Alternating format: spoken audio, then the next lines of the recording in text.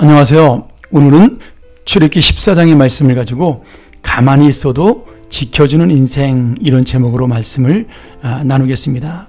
오늘 이스라엘 백성은 하나님의 구원으로 광야에 나갔고 또 하나님께서 그들을 깨닫게 하기 위하여 홍해길로 인도하십니다. 그런데 그들이 이 광야길에서 가나안 땅으로 가는 도중에 홍해라는 이 바다의 장벽, 그리고 뒤에서 그들을 잡기 위하여 쫓아오는 애굽의 군대를 만나 진퇴양난의 위기를 겪게 되는 그러한 장면이 나오고 있습니다. 오늘 여러분, 우리 인생 가운데도 이런 어려움을 만날 때가 있습니다.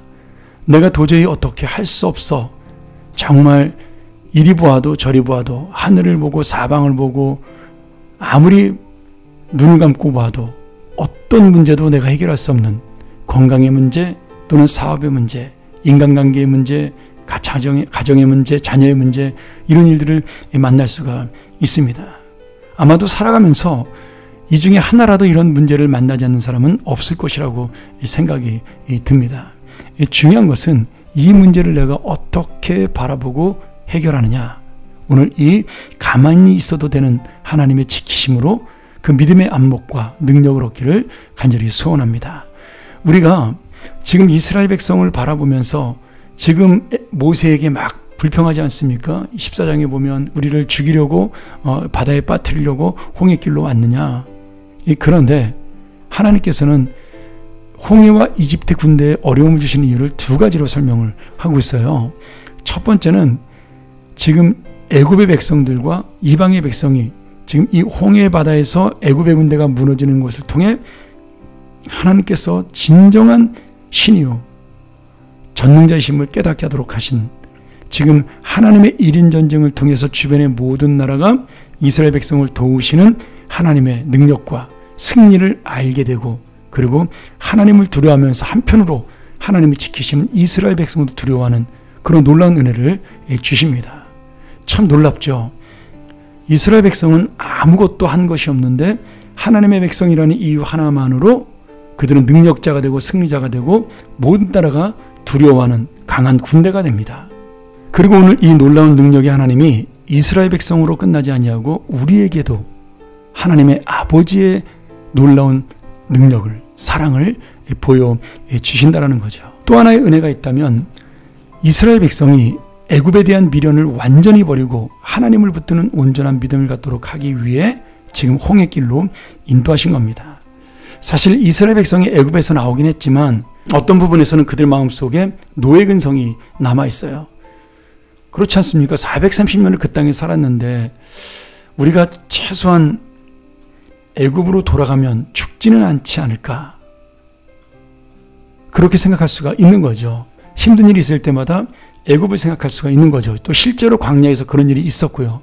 그러나 이제 자기들을 죽이러 온 애굽의 군대를 보면서 그들에게 애굽은 더 이상 의지할 수 없는 곳임을 깨닫고 이제는 하나님만 의지하게 되고 하나님이 가라고 말씀하신 가나안 땅만을 바라보게 되는 그러한 의미를 얻게 됩니다. 그리고 이들이 가나안 땅을 간다 하더라도 하나님을 붙드는 믿음 없이 들어가는 것은 아무 의미와 소용이 없는 거죠. 그렇기 때문에 지금 홍해를 건너는 기적과 이집트 군대를 물리치는 하나님의 능력을 경험하게 만듦으로 이 믿음을 가지고 가나안 땅에 들어가게 하는 하나님의 역사가 여기에 있는 것입니다. 오늘 여러분, 하나님께서는 우리를 죽이려고 구원하시지 않았어요. 이스라엘 백성이 이렇게 불평하지 않습니까? 내가 애굽에 있었더라면 죽지는 않았을 텐데 애굽에 몇 자리가 없어서 우리를 이 광야에 끌어내어 죽이게 하느냐, 이렇게 불평을 했어요. 근데 여러분, 그들의 그 애굽의 인생이라는 것은 희망 없는 인생이잖아요. 그들에게만 소망이 없는 것이 아니라 그 미래도 자손들에게도 소망이 없는 겁니다. 그런데 안타깝게도 그들은 당당하게 애굽을 나왔음에도 불구하고 다시 거기로 돌아가고 싶다라고 말하는 그런 참 어리석고 연약한 모습을 보여주고 있습니다. 우리도 별다르지 않습니다.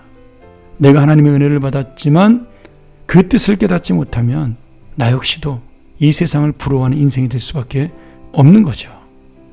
오늘 여러분, 그 가운데서도 백성들의 불평과 원망 속에 흔들리지 않는 모세의 고백이 나타납니다. 13절, 두려워하지 말아라. 너희는 가만히 서서 주께서 오늘 너희를 어떻게 구원하신지 지켜보기만 하여라. 지켜보기만 하여라. 같은 장소의 상황에서 같은 문제를 가지고 또 같은 무능력자인데 하나님의 뜻을 알고 있는 모세, 원망하는 백성들 얼마나 대조가 되는지 모릅니다. 여러분, 지금 모세나 이스라엘 백성이나 아무것도 할 수 없기는 둘 다 마찬가지예요.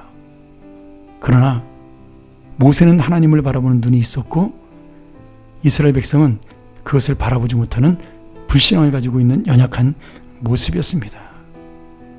오늘 우리가 무작정 가만히 기다리는 것이 아니라 이 놀라운 결과를 반드시 주시는 하나님의 은혜를 기쁨으로 기대하면서 기다리는 겁니다. 나는 무능력하지만 하나님은 나와 함께 있다는 사실, 그것이 바로 믿음이죠. 그것을 붙잡고 사는 것이 은혜입니다.